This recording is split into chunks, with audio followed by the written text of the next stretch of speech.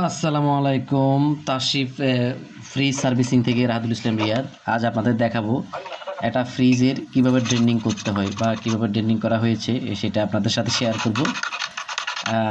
প্রথমত ওয়ালটন, এটা হচ্ছে ওয়ালটন ফ্রিজ। নিচের অংশ, নিচের বিটটা একেবারেই ড্যামেজ হয়ে গেছে। তো এটি খুবই যত্ন সহকারে এবং সতর্কতার সহিত দক্ষ টেকনিশিয়ান, দক্ষ ড্রেনিং মিস্ত্রি দ্বারা কাজটা করা হয়েছে। যেহেতু নিচে ফাইভ আছে, কন্ডেন্সারের ফাইভ আছে, খুবই সাবধানতার সহিত এটা ড্রেনিং করতে হচ্ছে। একেবারে আপনার ইয়া ছাড়া, কোনো রকম ঝুঁকি ছাড়া খুবই সুন্দর করে যত্ন সহকারে। ফ্রিজটা খুবই অবস্থা খারাপ ছিল, নিচে জাং একদম খেয়ে ফেলছে, পানি পড়তে পড়তে একেবারে জাং। যদিও ফ্রিজের এখনও সব অরিজিনাল আছে, গ্যাস কম্প্রেসার সব অরিজিনাল। এটার নিচে লকটা ছুটে গেছিলো, দেন আমি লকটা লাগিয়েছি। লাগিয়ে একেবারে হুবহু আগের মতো সুন্দর করে রাবার টাবার যেন ফাঁক না থাকে, ওভাবে আমরা করে থাকি। তো ভিডিওটা ভালো লাগলে অবশ্যই লাইক, কমেন্ট, শেয়ার করবেন। ধন্যবাদ।